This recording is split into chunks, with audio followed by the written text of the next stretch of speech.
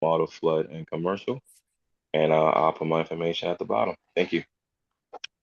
Thank you. And of course, Gary, we're going to call on you to Oh, talk wow. about, insurance rates and what have you seen, recently in terms of insurances on not just, homes, but obviously luxury. So we have an idea of when we're speaking in context. Okay.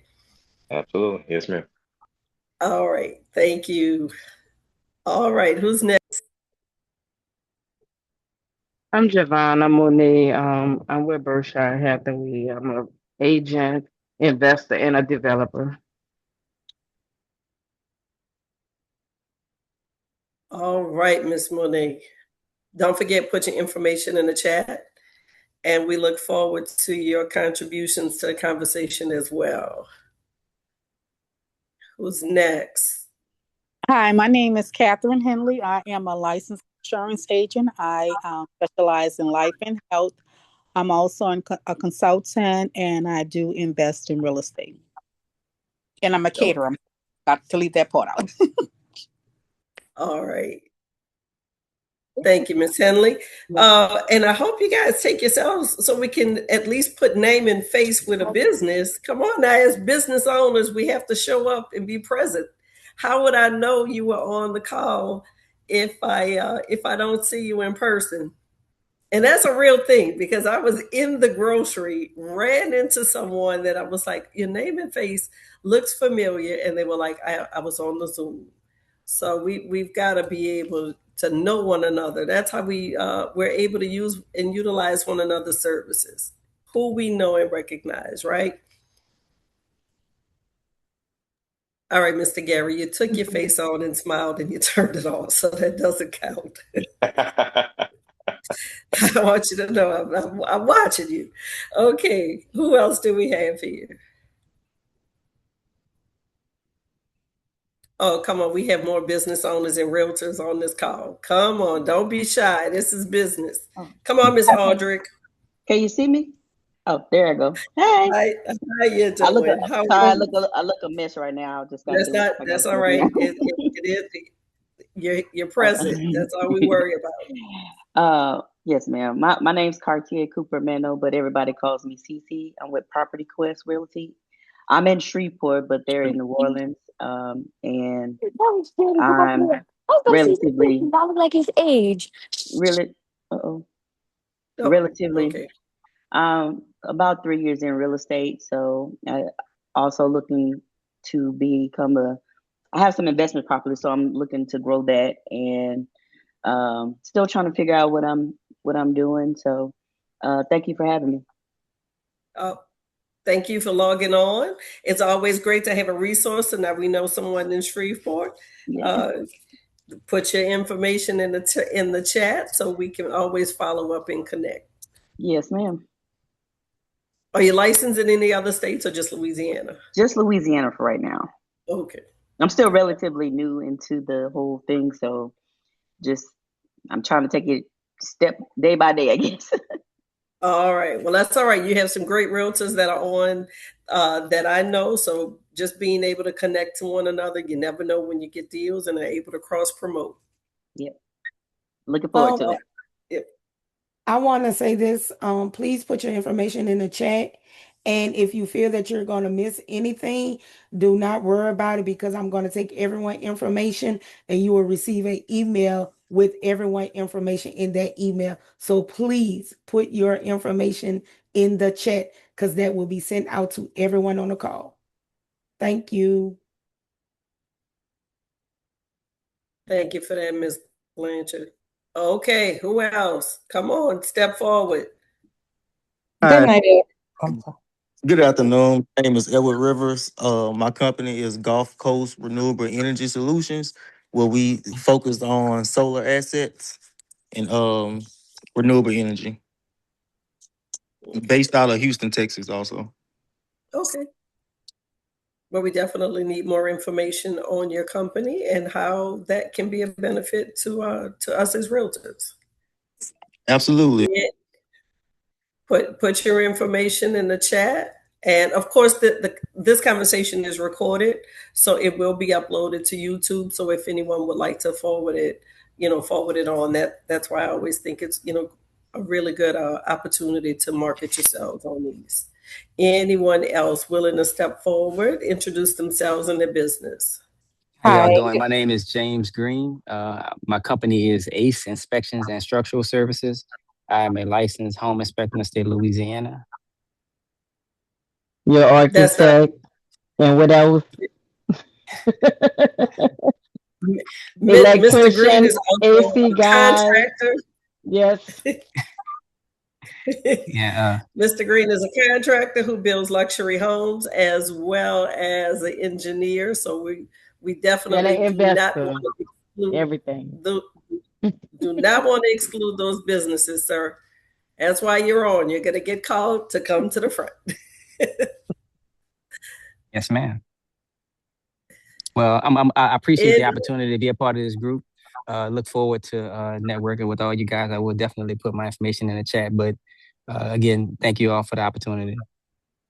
oh no, thank you for showing up. Anyone else? Yes, good evening, everybody. I'm Tanya Baptiste. I am a realtor with B Realty. I've been a realtor and I'm licensed in the state of Louisiana as well as an investor in real estate as well. Right. Welcome. Anyone? Come on. We have a few left that I know have not introduced themselves. Great evening, everybody. My name is Glenn Moore, owner. Mr. Moore, you're a panelist. Oh, I'm sorry. You just hang on a Everybody second. else is stepping up. Yeah, I'm so glad you're here. Hang on, just hang on 1 second. Good Yeah. evening, everyone. My name is Thessalonia LZ. I'm with Fathom Realty. Wait, I'm sorry. Which realty company? Fathom Realty. Okay. All right. Be sure to put your information in the chat and welcome tonight. Miss Audrick, Miss Baines, Miss Smith. Come on, we have business owners in here. Introduce yourselves. Miss Riley, Mr. Lloyd. No? Okay. Yes. Hello, everyone. My name is Apples Raleigh. There we I'm are. a realtor with Zest and Zeal Realty. Welcome. All right, don't forget, put your information in the chat. You don't have to just be on real estate to be a business owner and be included in the conversation. This is not only about real estate, but it is about information connectivity, and creating those resources and database and network for business owners as well.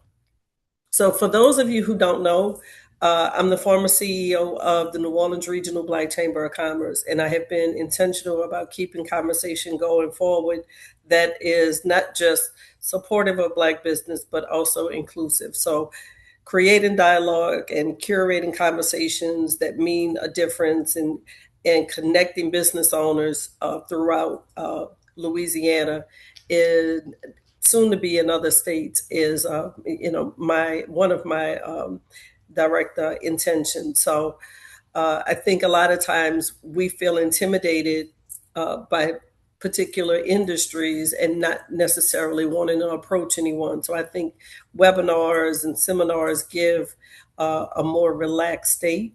And then you get to know someone for hours. So when you do connect, you feel a little bit more at ease than just walking up to someone just blindly. But we have a great panel tonight, and I'm going to allow my panelists to introduce themselves because they are all independently great business owners in their own right. And I think collectively will tonight create a dynamic and impactful discussion on luxury real estate. So should I call you out first, anyone individually, or can I trust my group to just introduce themselves because they're experts in what they do? All right, Mrs. Parker. Get you. I Come had to on, Wendy. unmute you. Sorry. Hi, good evening, everyone. I'm Wendy Wells Parker. I specialize Southeast region of Louisiana. My business has stretched everywhere from New Orleans to Baton Rouge. I pretty much say my business is offered where my clients are. So I do a good little bit of driving on the road. I usually try not to turn people down unless it's an area that I cannot provide my expertise in. But I've been licensed in real estate for 6 years now. My first 4 years were part-time.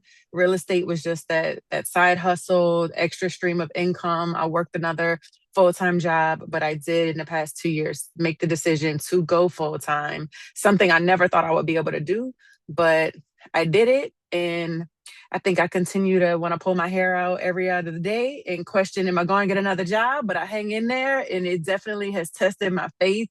But I just feel like this is where I'm supposed to be.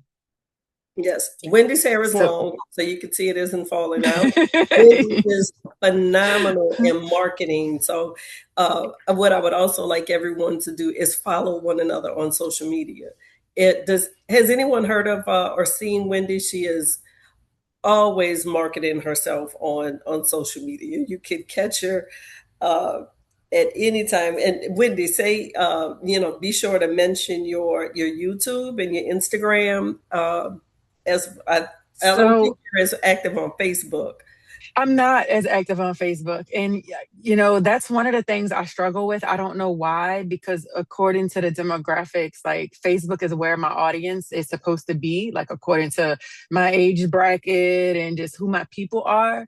But Instagram for me is what keeps my business coming in. Like Yeah. I literally can say, I can't remember the last time I purchased a lead. Like everything just comes through Instagram, whether it's clients, referrals, like it just all comes there. So it works. So every time sometimes I try to say, oh, I'm gonna try a little more on YouTube, or I'm gonna try more on Facebook. I stick to what I know and what's working for me. But my handle is Wendy Wiltz, WILTZ _realtor. All right. And you're a realtor with which company? EXP. I'm with EXP Realty. Yes. Okay. All right. So we're gonna get into our panel discussion soon. Okay. Who's coming up next? Mr. Moore, you were very eager, so I don't want to make you wait. I see now. I don't feel like going no more this time. Yeah, but my name is Glenn Moore, CEO of Gem Construction Group, commercial and residential construction. I've been in business since 2016, and I feel like Wendy, sometimes I want to pull my hair out too, because just being an entrepreneur in general is pretty much, a test of faith for sure, because there are going to be good days, there are going to be bad days, but as long as you pretty much stay committed, I believe everyone will be, come out successful. It's not for the weak, that's definitely for sure. Especially construction. Yeah, especially construction, because we definitely, the contractors with integrity and just genuine nature has a big stereotype to kind of overcome every project we go into. I do pretty much all my work in New Orleans area. I'm licensed in New Orleans, Mississippi, and North Carolina. And yeah, pretty much love what I do. I wouldn't have it no other way. So I'm hanging in there just like Wendy. Shout out to you. Yeah. Okay. Do you and Wendy know one another? Don't think so. She looks familiar. Okay, well, good. We'll have to get together and have a meet because Glenn is really building some phenomenal projects in Oh, and around the yeah. city. So always need eyes on projects to find buyers, right? For sure. And All right. as well. Yeah. Who would like to go next? Come on to the front, Ariel. I know you're here. Well, good evening, everyone. How y'all doing today? We are finding you, ma'am. Thank you for being here. Well, thank you for having me. This is my first time here, so I do appreciate the opportunity to speak and be on the panel. So I really appreciate that. My name is Ariel Gao. I'm with Keller Williams Realty Services. I service New Orleans and Baton Rouge metro area, and I've been licensed for the past 10 years. I started in real estate in investing, actually. A friend of mine started to do wholesaling, and I was very curious on what that was about, and I started with that. But eventually I realized it was basically numbers. And I really wanted to be with people and help people and things of that nature. That's really what it's about. So I got my license and I've been licensed ever since. Just like Wendy and Glenn said, it's definitely a test of faith. It tests me every day. It tests me today. It tests me every minute, but I'm still here trying to make the best of it because I truly love what I do. I work with first-time home buyers. I work with first-time home sellers. I work with move-up buyers, and I work with investors as well. So I have a broad knowledge and experience with buyers and sellers, and I just look forward to continue on with that journey. My goal ultimately, because I'm getting older, is to own some properties of my own and possibly start flipping properties as well. I think flipping is a great tool to bring inventory to yourself. Also with buy and hold, if Yes. you want to have that passive income, especially realtors on those months where it's slow or you're not sure where your next dollar's coming in, having passive income is very important. So that is my Yes, a story. tool to creating wealth. Yes, it Absolutely. is. Absolutely. Oh, thank you. Okay.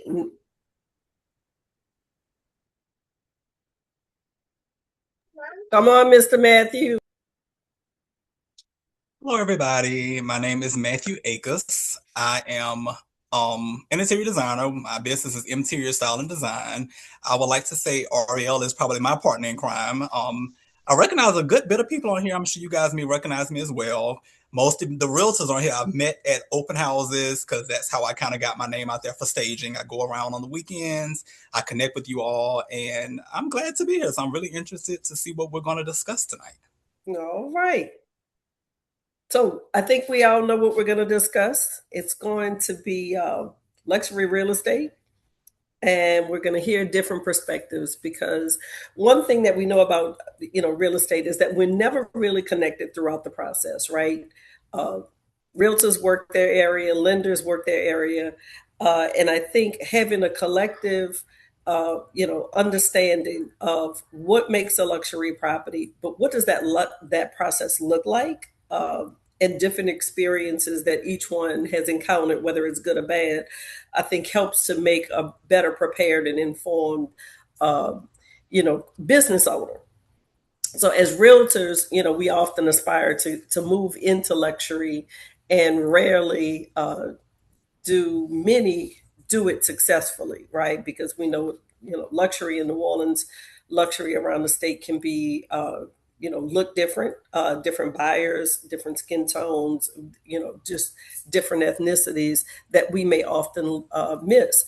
But I often, connect to my contractors because I always want to say, everything doesn't have to be affordable. Why can we not build up? And if we're building up, what does that look like? In terms of the whole lifestyle, the experience, and creating just a better name for ourselves as realtors. To connect our potential client, throughout the process. So, I believe tonight's conversation is going to lend us all a little bit more information because we'll all hear from one another your perspective of what you have gone through, your challenges, and what do you think makes luxury a better, I would say, a better investment than maybe another average or affordable or just a larger home. So, get ready to get into the questions. And of course, this is all open discussion. So anyone, can feel free unless I direct it directly to someone.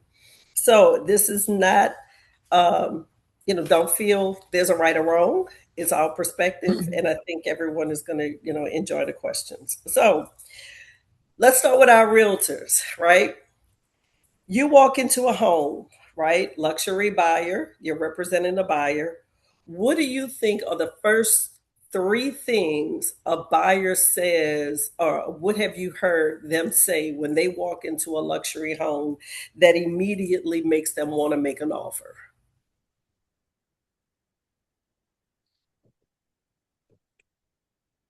Well, I would say that it really boils down to the quality and the craftsmanship of the property. Matthew, it is really an interior designer question as well, because he has shown me ways where he has pointed out imperfections where a normal eye wouldn't see it, but as you walk these properties numerous times, you start to see some of the imperfections. And someone that's spending $1 million+ on it is easily going to see it as well. So I would definitely say the craftsmanship is very important when it comes to luxury property. They definitely want to make sure that your seams are well put together. If you're using wallpaper, it's seamless. If you're using paint, please don't hire your uncle to do it. Get someone professional that knows what they're doing. They're very tickler. They're very particular about that kind of stuff. So I would definitely say the quality. If the quality is there, the tour will continue. If it's not, they're going to turn around and tell me show the next property. Okay. How about you, Wendy? Would you like to add to that? I do. I want to say an intentional floor plan, because we can go in new construction 4.2s and 3.2s all day when they're built, by builders, 5 and 6 of them going up at a time. And it's like once you walk in a few of them, you've walked through them all. But when you walk in a true luxury designed home, that's when you're noticing things like butler pantries. You're noticing washer and dryer laundry rooms with access from the master closet. You're noticing wine bars, you're noticing small offices, not a bedroom that you can dub as an office. Like they intentionally have these extra spaces made for livability. And I hate to say it, some of the builders now don't want to necessarily own up to it, but you can still have an entryway and an open floor plan. You don't need to walk in the home and immediately be in the kitchen or the living room. So something that you see, whether it's an old luxury home or a new luxury home, it has its own entryway. It's going to have a grand entrance. It's going to have a foyer without like a little separation, but not necessarily so closed off. Like there's a way to do it. But I think it's a big difference in walking through a truly intentionally designed luxury home that has all the nooks and crannies and all the features for who the buyer is. And a lot of them, they're going to have that additional home office. Like I think when you get over a certain price point, you're just assuming this is someone that has the luxury to work from home some days. So they're having an office. They have built-ins, to help them organize. And you see a lot of custom shelving through every single closet, not just the master closet, but you're going to see that in every closet. Every bathroom you go in, you're going to see custom cabinetry. You don't see vanities that are all in ones. You don't see pedestal sinks. Everything, it's like every single feature is going to be customly fitted for that home. Okay, so you say more amenities and the functionality of the house. How about Yes. lifestyle? Anyone seen any lifestyle type, features in a home, whether it's location or outdoor kitchens or, any of the what we like to call the luxury feel, amenities that make a price point, completely different. For one, I'm gonna say accessibility. These may not all that's, I mean, sometimes they can be in public streets, but some of the neighborhoods may require gate access. Some may be near a golf course, whether it's private or public. Amenities, outdoor kitchens, outdoor fireplaces, of course, pools, hot tub, There you go. on lakes, those types of Mhm. things. If there's community parks, sometimes the communities themselves have community pavilions or walking trails. I Okay, would so like to add to that too. I'm sorry mhm. not to cut you off. Oh Because no. I actually toured Money Hill in Abita Springs, and they definitely have their own community within a community. Mm-hmm. So having that type of amenities where you have your own golf course, you have your own restaurants, you have your own pickleball, you have your own tennis course. A lot of people are looking into that as well. I think especially after the pandemic, people are seeking more community. It just all depends on who your buyer is. If they want more community, they're looking more into those types of neighborhoods. If they truly value their privacy, then of course they want something a little bit more exclusive and, away from, people, I guess. Mm-hmm.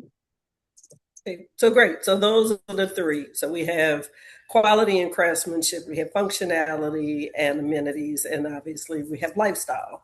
So those are pretty much, we would say, the keys to uh, luxury and maybe what your ultra net worth, high net worth, or your high net worth individual or family is considering when they're buying. So not just Mm-hmm. location, but also the amenities. Well, Correct? I want to chime in just from a design standpoint with that. Mm-hmm. Something that we have to really remember too when we're talking about ultra wealthy people, we have to remember in their mind, inclusivity is not exclusivity. So when Mm-hmm. you start dealing with these communities such as like the Lakeshore Villages and those things, those people, they don't want to see a community pool. They don't Mm-hmm. want to see these things that are like, because again, you're dealing with exclusivity with high net worth individuals. So when you're dealing with, say, for instance, Fortune 500 company CEOs, they don't want to live next door to people they work with. So we have to kind of remember that too. Going back to what Wendy said with the entryway, you don't want to walk directly into a house. Simple things like that is simply a simple fix that is just change the flooring. If you have an open concept, change the flooring in the entryway and make it different, put down tile and transition that into the wood flooring. So it's like a lot of different things, which Glenn could probably speak to that as well from a construction standpoint, because I'm sure he deals with a lot of people that have a lot of concerns with certain things. You just have to really be intentional with the selections that you are making. Mm-hmm. And I notice that a lot when I deal with clients, because I'm oftentimes coming into clients' homes who have got these homes that are built in these subdivisions, and it's just everything's builder grade. And so when you're dealing with builder grade, my job then becomes I have to go in and rip everything out. So literally all I'm working with is a structure. So if you go back to like Wendy said, they want built-ins, they want custom. Think of nostalgia. Nostalgia is now becoming an aesthetic. If you notice, everything is now going back to mid-century modern. Everything now is going back to how homes were built years ago. Very Mm-hmm. detailed, very well-crafted homes that Mm-hmm. were built with intentional purposes, not just homes that are open concept, enough space. Because once you create all this space, now you have dead space that no one can really design or decorate. And so now that becomes a problem. So the actual luxury of it all is just being intentional with everything. And then we have to also remember different levels of luxury, because $10 million dollars is completely different from someone with $100 million net worth. We look at it as like, oh, okay, you have $10 million dollars, or oh, you have a million, that makes you rich. No, that doesn't make you rich. That just means you have $1 million. But once you get into 50 million and you have money where you're getting interest of $50,000 a month off of this 50 million, now we're talking about people who have real wealth, and that's a completely different ball game, Mm-hmm. a completely different style of living than what It we are is. accustomed to seeing here in Louisiana. Yes. And I'm glad you mentioned that point. And I was actually going to ask you your question was going to be in between, but we'll get into that, like which states actually make a difference for luxury and a price point, right? Because what happens, and I'm licensed Louisiana, Georgia, Florida, soon to be Nevada, so I know when $1 million in Florida, $1 million in Louisiana may say something, but $1 million in Florida says absolutely nothing, right? So that 10, 20, 50 million, 200, it just blew my mind. At one point, there was a home in the market in Florida uh, for 275 million. I'm like, who buys a $275 million home, right? How much beach is beach? How much Mm-hmm. waterfront is waterfront? What actually, in the square footage, what amenities are you giving? You see a bowling alley in a 50 million, the same way you see it. But when we think about, a price point and a design aesthetic, I think it's all relative to an area because their design features are completely different, from ours. So just on that, I want to ask you, Matthew, really quickly, what design elements, really, in your opinion, communicate, sophistication and luxury? Fixtures. You can walk into the home and you'll see, like for instance, you walk into a home. I walked into a home uptown the other day. They had a Z-line stove. When I saw that stove, I'm like, okay, this home was built with intentionality, and this home is built for someone who values those things. You're not going to walk into certain homes and see American or standard faucets. They're not going to have the basic things that most homes. You're not going to see granite countertops. It's going to be more Calicotta, like the violas, the Italian marbles, things like that. Those are things that really make you go, this home was built with intentional purpose, and this home was built for someone with a luxury eye. The biggest issue that we have here that I've noticed is that people are so stuck on floor and decor. I understand floor and decor is an option. Floor and decor comes at a certain level of home, And if you are going to use it, you can't use that in $1 million home because people are going to point that out.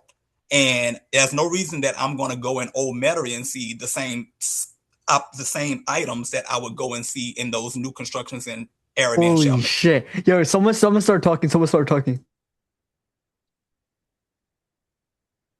Hi, Hello, Jack. Jack. Hello Jack? there, guys. Hi. Hi, Matthew. I just wanted to background. Okay. Oh, well, thanks. All right, Matthew. But yeah, hey. So but yeah, that was pretty much it. Okay. All right. Can our lender walk to the front? Now, I'm here. Ms. Kirsten, someone would like to be financed. Okay. $1 million, multi-million dollar home. What does that look like in the lending world? Well, okay, so first thing I want to say is if it's $1 million and if it's in a certain county, you may can do a conventional conforming loan for that. Conforming is just what the word say. Is a strict income limit of house that you can purchase on a conventional loan. When you're dealing with those type of prices, and then we move into jumbo loans, all government loans, USDA, FHA, VA is off the table. Conforming loans are loans that has a certain limit, and after that, once everything is closed, Fannie and Freddie Mac purchase these loans. Once we go above that county limit, now we're going into jumbo loans. Jumbo loans are a conventional loan, but it is non-conforming, meaning it does not have a limit on it. So with that being said, we are looking at more stricter metrics than what you would look at a normal conventional loan. So you may get denied by investor A, but investor B may have stricter rules of that they may need for you to get finance. So we may be able to go with investor B. So what that means is these individuals are taking the higher risk of purchasing these loans and holding on to these loans for the duration of the time of the loan. So with that, they're looking at you have to have excellent credit. Your income has to be justified. It cannot be no, oh, I work at this and I do this on the side. Everything has to be verified. It has to be verified really to the T. Rates has to be in at least a 720 to even much consider a jumbo loan, because a lot of investors goes from a 720 all the way up. Some even requires a 780. So it's really going into those factors and making sure that your client is ready on all levels. If they have to have assets, they cannot come. You're not getting no down payment assistance with a jumbo loan. They have to be ready to do at least 10% or 15% down off back. They have to do some type of down payment with a jumbo loan. They have to have the assets. If they have, they say I have a 401k. Just with any other loan, you have to verify that, hey, they could pull it out. No, it really has to be verified. If you have stocks, if you want to show that, hey, I have $1 million in stocks, we have to see verification that those stocks can be pulled down right then and there when need. So it's a lot to a jumbo loan. It's not difficult, it's not hard, but the client has to be ready for everything and to provide all required documentations for it. Thank you for that. Hi, Jack.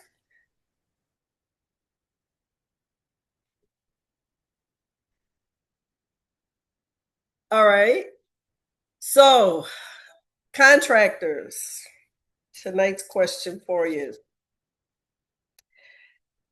luxury constructions, right? They're just not about appearance. What quality details do you see that people are asking for in a home, or what makes a home have a luxury finish versus just a home that is being constructed? I guess I'm the contractor, right? No, you quit. You just quit. Nah, I'm just joking. So to answer that question, I think it really all start with design, right? The architectural phase. That really, sets the tone for the build, quite honestly. The location, how they design the property, whether there's different sites from different parts of the home, to where you could cut out certain windows to have ceiling to wall. Okay, so I've locked the meeting now. No one else can join. Yeah, I did. I got both. I don't know who Gerard Holmes or Jack N was. I'm sorry about that. We put the links out on Instagram, and like you said, if anyone could forward it. So okay, all right. So sorry about that, Glenn. Oh, no, no problem at all. So just like I was saying, it really starts with the design process, location, um,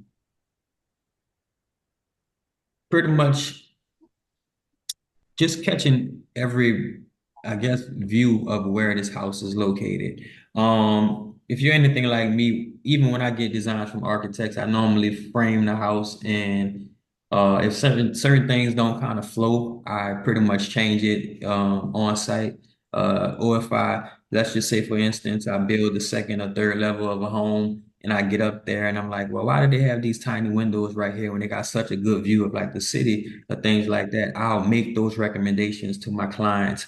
And luxury homes, it pretty starts off with that, and then like, your premium materials. Like Matthew was saying, natural stone or like marble countertops, finishes, custom cabinetry.